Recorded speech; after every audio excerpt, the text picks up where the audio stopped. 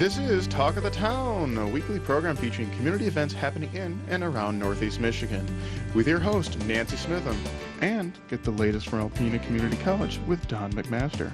And now, today's Talk of the Town. Good morning and welcome to Talk of the Town. I'm Nancy Smitham. My guest today is Stephanie Gandula from Thunder Bay National Marine Sanctuary. Good morning, Stephanie. Good morning, Nancy. I know you've had a crazy summer, the laughter and the joy of the Lady Michigan going out and coming back every day and all the fun stuff going on. And now we're really heating up for classroom tours. That's right. If you can believe it, the summer is going to be ending soon. Unfortunately. I know. And we've got fall coming up, which means field trips. And the most popular field trip at the sanctuary is going out on the Lady Michigan, the glass bottom boat for the classroom cruises. And it's something that the staff loves, and the staff and the volunteers loves to do every year too, and really looks forward to. We take thousands of kids out on the glass bottom boat in the spring and in the fall. So it's really become kind of a tradition for some of the classes too. We'll see repeat classes coming back. In fact, there's a Petoskey Elementary School that now has come, gosh, I think they might be in their 4th or 5th year, that they come every year and go out on the glass bottom boat. The cool thing that one particular teacher does is she assigns a shipwreck to each student to research. And so they'll research a particular shipwreck in the classroom, and then they go out on the boat, and many of them have researched the ships that we visit on the glass bottom boat. And boy, you should see the reaction of those kids when when we talk about it. There it is. Yeah, oh my gosh. And then they tell us what they know about the shipwreck. And sometimes we'll give them the microphone so they can share the information, the history, and the sinking story with their fellow students. So what other things are they going to learn when they're out there on the glass bottom boat? So of course they learn about the shipwrecks and the history, but then, I mean, we're in such a special natural area too. So oftentimes we'll talk about just the ecosystem. There's the Reef Restoration Project, which is a favorite for teachers. It's all about how a fish habitat has been restored right here in Thunder Bay. And we can go over the actual artificial reefs that have been placed out in front of the bay, very near the Rend, the shipwreck Rend. And so that's a great topic. So we talk about fish habitat. We also talk about the maritime landscape that you can see on the surface. So lighthouses, you know, we've got lots of lighthouses out there. And we talk about general Great Lakes maritime history, not just the shipwrecks there in Thunder Bay, but, you know, the bigger picture story and what this history has meant for America's growth and America's story. Well, and when you're actually out there and looking down, the clarity and how close you can get to the shipwrecks is unbelievable. It really is. And it's, you know, I've been out there countless times. Yes, you have. I'm very lucky with my job, and I really never tire of not only myself seeing those shipwrecks, but being right there with the students. You know, we take all ages out. So the students, whether they're kindergarten or up to college level, and their reactions when they get to really see that history up close and personal. What amazes me is the detail that you can see. You can just see the wood and equipment that was left on there and all this. It's just amazing how much you can actually see. Oh yeah, you're exactly right. That detail, I mean, the ship construction, how these ships were put together. A lot of times we don't have records, you know, the blueprints, if you will, the ship plans of how these ships were built. And so these archaeological sites are really the only evidence we have, the only insight into how these ships were built. And so the details down to the fasteners, down to how the timbers were even put together. So those details are really neat to see. And the other thing that always fascinates me too is they're so close to shore. How come they didn't make it? How did they crash? And why couldn't they have, you know, salvaged the ship or whatever? Right. And that's another thing that we really focus on and teach about is, you know, weather. Of course, we talk a lot about weather, but how they are very close and what happens to a crew. And really this water safety, and I mean, if you did wreck that close to shore, if it was a storm, it's still very, very dangerous.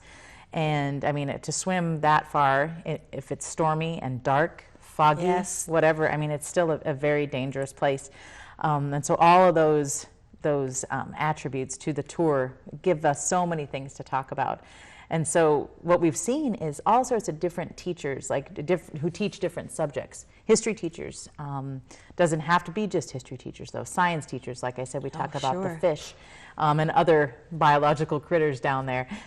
We also talk about marine debris. That's a hot topic this nowadays that chemistry teachers have been focusing on. Melissa Smith is a high school teacher here in Alpena, and she has gone out many times with her chemistry class, and they study plastic pollution and marine debris. And so that's a classroom cruise that we've come to look forward to every season. I think she does go out both in the spring and the fall. And they're actually collecting samples out there in the lake, and then they take the samples back to the classroom, study and analyze what's in there, and it's just such a hands-on way to truly understand the scientific process and also what's in their backyard. Oh yes, we're so blessed to have those. And before the boat, I mean, people could take their own boats and snorkel, but with this glass bottom boat, you stand there, you look down, you can see it. Right. He moves forward and backwards, and Right. you know. And when the day that I went, he went over a couple that aren't really on the regular tour, so that was pretty neat too. Yeah, well, there's so many to choose from. That's amazing. I guess that's why we're here. And it's really a fairly affordable field trip. I mean, if Yes. you think about it, if you've got 50 students, it could be $10 a student to go out. And there's also grants out there that a lot of teachers and a lot of schools have applied for and received to, afford the busing to get to the sanctuary. And we've also received grants too to help students in classes and schools get out on the glass bottom boat and get out on the water. I mean, that's what's so special. So a classroom cruise is just $500, and it's 75 people can go out on that cruise. Max, and it's about an hour and a half, a little bit longer sometimes, and it's usually coupled. What they do is they usually couple their glass bottom boat tour, that field trip, with activities in the visitor center. Okay. So you can make it a half-day expedition, if you will. You can make it a full day. We've got all the 10,000 square feet of exhibits to explore. There's the education room, our classroom, where the students can have lunch. There's also the theater, where they can watch a big collection of movies that they can choose from. The teachers can tailor it to whatever subject they might be focusing on. Okay, so best way, call Thunder Bay National Marine Sanctuary. Say, hey, I want to take a tour, and they'll get you all booked in. And that's right. It's a great, real simple process. Just give you can call Alpena Shipwreck Tours 888-469-4696. They're already booking those classroom cruises, so it's smart to call early to get them scheduled, because they still have to work around the public cruises. And those public cruises are still, right now, 3 a day, 10, 1, and 4, and they're going to be 3 a day until after the Labor Day holiday. Okay, thank you very much. Thanks, Nancy. I'll be right back following these messages.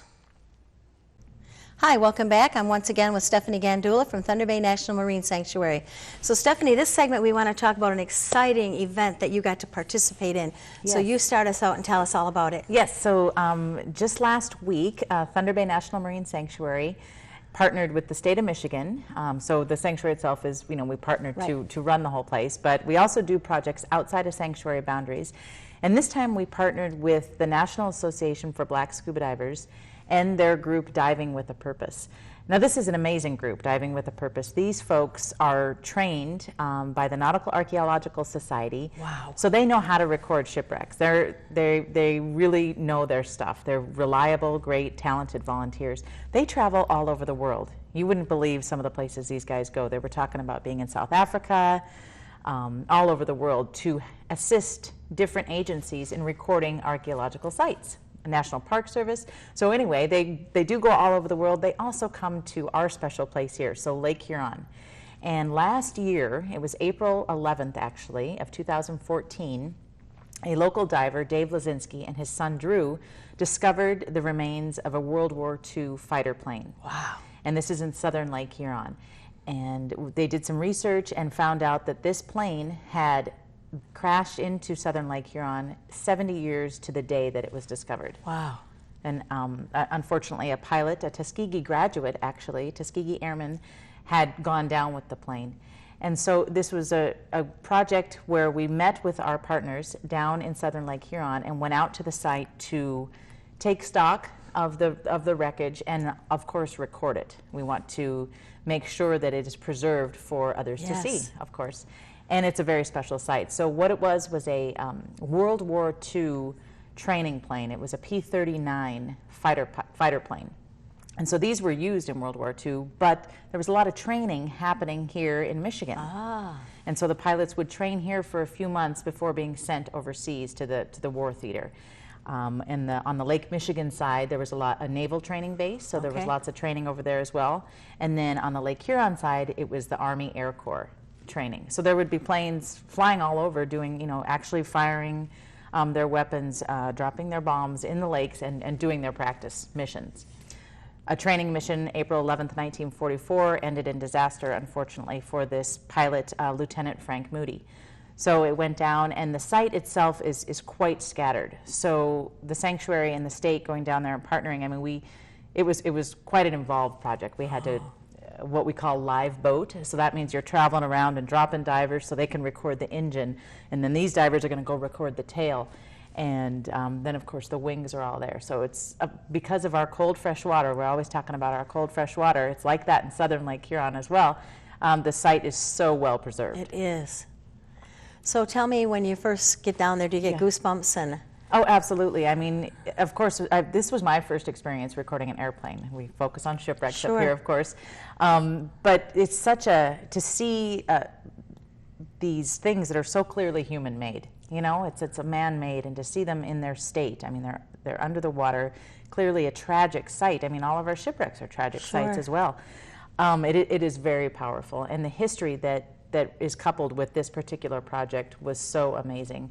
The National Association for Black Scuba Divers really had an interest in this particular Tuskegee Airman graduate, and I learned so much about their story, those Tuskegee graduates, and the challenges that they really faced in participating in World War II. I mean, they wanted to fight, they wanted to be a part, they wanted to help the country, and they were told they couldn't. And finally, towards the end of the war, they were invited to take part, and they were very, very successful pilots in World War II.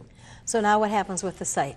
So what happens now with the site is we come back to the office, and Wayne Lusardi, who is the state of Michigan underwater archaeologist, he is the principal investigator, so he's the lead on the project. He gathers all the information. He gathers all the data that was recorded, all the pictures that were taken. Wow.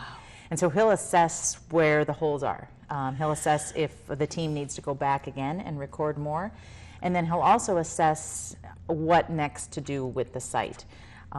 There's many, many artifacts down there, many fragile pieces of this plane, and there's also a number of institutions that have a vested interest in this history, and there might be a couple of artifacts that the state will permit to be recovered, and then they will be placed in a museum. Wow, how exciting. Just a really neat project, and just a window into a part of our American history that I'm ashamed to say I really didn't know that much about. I learned so much last week. I learned, of course, about the Tuskegee Airmen history, but let me tell you also about airplane construction. I'm pretty proud of my knowledge about ship construction, but not airplanes. So it was just amazing to see all the technology of these aircraft. What an honor that people from our Thunder Bay National Marine Sanctuary were lead on this project. Oh, it is really neat. That's one of the aspects of the sanctuary that I think is so cool, is that we're based here, of course, and all of our work and our education is here. But the tendrils of our partnerships Amazing. Are really worldwide, and that is something I'm very proud of. That we're able to go and talk with people who may not have heard of Northeast Michigan or may not have heard of our headquarters in Alpena and the rich natural and cultural resources that we have here, and the opportunity to meet with those people, to work with them and expose our wonderful area is just one of my favorite parts of my job. And when will we as general public be able to see some of the information from the Tuskegee plane? That's a great question. So we did just get back, and we're still figuring all that out, but I know how we have our lecture series. Right. I'm sure that we'll do a public, open to the public lecture about this. The photos that we got are just amazing, and there are some great historical oral histories that have been collected from actual pilots. Ooh. And there's been some documentaries about the Tuskegee Airmen in general, and all the training that went on for World War II here in the lake. So there's lots of material out there to make what I think would be a really great lecture. So stay tuned. I know this fall we'll definitely have some lectures and some public information about this. And when Bob Haltina wrote his books, The Town That Went to War, I know I learned so much about our Alpena, what we did in the war. It was amazing what happened here, you know, with our Coast Guard and how we Right. watched for planes and everything. It was pretty phenomenal. So Right. it's neat to learn another part of history from Michigan, the part that we played in a war. Absolutely. Okay, I want to thank you very much for being here. We're just about out of time, and tell people to keep checking the website to learn about all the good stuff that's happening there. Yeah. I love your website. It shows pictures of the ships, and it's just a really good website. So a good place to go Yep. if you want to learn more. Plus, it gets information about absolutely everything happening at Thunder Bay National Marine Sanctuary. Absolutely. ThunderBay.noaa.gov. I like to say there's always something happening at the Marine Sanctuary. And make sure you like them on Facebook. That's right. Thank you, Stephanie. Thanks, Nancy. Please stay tuned for Don McMaster following these messages. Greetings, everyone. Welcome to Talk of the Town. I'm Dr. Don McMaster. I'm president at Alpena Community College. Greetings. And I'm happy to have with me as my guest this morning Tim Rotz, who's a welding instructor at Alpena Community College. Tim, welcome. Thank you. Glad to be here. Welding is an area of a lot of interest in the regional economy. You've done a lot of development in the program. Shed some insight to the viewers how the program has changed over the last few years. Well, going back even 20 years ago, when I was a student myself at ACC, I had welding as a passion. I learned it in high school, but we only offered 2 courses at the college at the time. I took both of those courses and really wanted to do more, but there wasn't more to really be offered.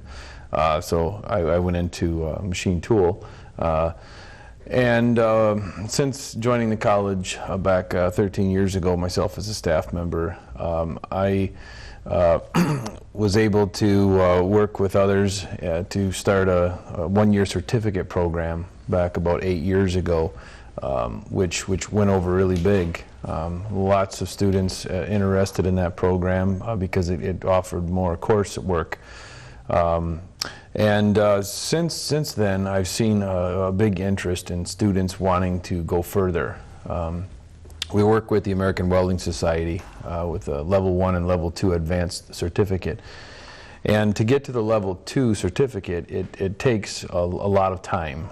It could take upwards of 2 years, maybe more, of coursework and practice. And when you have a one-year certificate, you can't get there. So there's always been an interest in starting up an associate degree in welding technology, and everything kind of come together in the last year, and we were able to do that. So starting this fall is the first year of the full-blown 2-year welding technology degree. So the first year is a welding certificate, and then the second year would be, if they choose to take it, the welding associate's degree. Congratulations on that. That's a significant accomplishment. Yeah, thanks. It's again, it's for the students. You know, we want to give them what they want, and there's been a big interest in welding, and I think we're answering that call. Yeah. So you had to take some additional training out of state to get yourself prepped for this, didn't you? Yeah. That's one thing. Last year, when I took over as the full-time welding advisor, I wanted to make sure that we were in line with kind of the national standards of welding education. And I looked around and kind of chose to go with the Hobart Institute of Welding Technology in Troy, Ohio. They're the largest nonprofit welding institution in the country. And they have 22 full-time welding instructors, and that's all they do there. So in the past year, I've spent 15 weeks, over 600 hours, receiving advanced training down there, as well as picking up multiple national welder certifications in flux core arc welding, shielded metal arc welding, and gas tungsten arc pipe welding. And again, we have been able to implement some standards that they use down there within our program already to make sure that we are providing the level of training and education that nationally is accepted. Yeah, the certifications I think are really important, aren't they, in the industry, as much or more so than, say, a certificate or an associate's degree? Yeah, They're both important. They're both important. It varies. I have seen a lot of job postings where they are looking for a 2-year tech degree. And what I've heard from industry is anybody to go into supervisory or management ever, they really like to see that degree. And along the way, our students also can work on their level 1 and level 2 advanced certificates through AWS. So we can offer them a lot, certificate, degree, as well as a third-party certificate to go with it that confirms that they can weld all processes, all positions. And also we have a transfer with Ferris State University in welding engineering technology. They're the largest school in the country to teach that program, one of only 3. There's one, Ohio State University has one in Laterno in Texas, but Ferris is the biggest of all of them. And You're a proud Bulldog yourself, right? yeah. Myself, too. Yeah, oh really? Oh, yeah. Really? Yes, I mean, I went to ACC, like I said, I graduated with my Machine Tool Technology Associates and then transferred into manufacturing engineering. And welding engineering and manufacturing are very closely related programs down there. And their average starting wage for a bachelor's degree in welding is around $64,000 a year. And Ferris is pretty proud of that.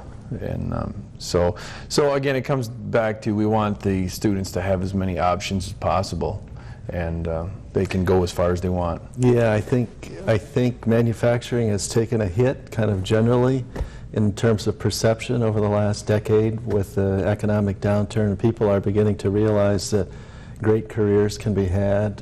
Welding is almost an art form when it's done at a high level, and it's a trade to be proud of. It is. It really is, and like you say, it is an art form.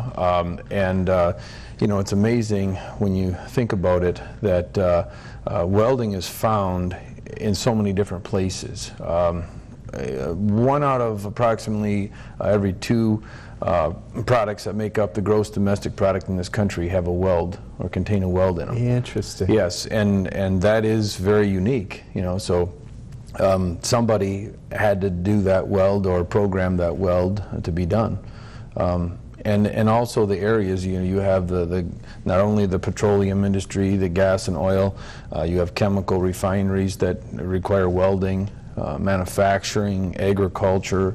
Welding is found pretty much all across the board. So if one sector goes down or is slow, there's always you know, shipbuilding and other things going on. So before we end our conversation, I have to talk about the endowed chair. And just want to touch base with you in terms of you were the winner last year at ACC. It was came from a generous donation from Lucas and Janet Pfeifenberger, and they wanted to promote teaching excellence and opportunity and people who are trying and striving in their career. And you were the winner of it, and well deserved, I think. Can you speak a little bit about what that meant to you to get that award? Well, that was huge, and I'm very, very honored to receive that award. You know, years back I used to think, what could I do as a plan to try and apply for that award? And here in the last year, things kind of come together, and I looked at my welding training as a unique opportunity to utilize potentially that award for helping to improve the education that we deliver to our students. And it really worked out nice. Yeah, it's great that you were able to win. There's I think maybe nine faculty at ACC who have gotten the award. Again, it's just a sign of the support that the college has in the community and the generosity of people like the Pfeifenbergers. And in our attempt to connect with the community and bring them the programs that they need. So thanks for tuning in today. We'll look forward to seeing you next week, and have a great week. This has been Talk of the Town with your hosts, Nancy Smitham and Don McMaster. For a list of events taking place in Northeast Michigan, please visit our website at wbkb11.com and click on the community link. This has been a Thunder Bay Broadcasting Corporation production. The Talk of the Town furniture and set design are provided by Young Appliance Art Van Furniture on US 23 South in Alpena.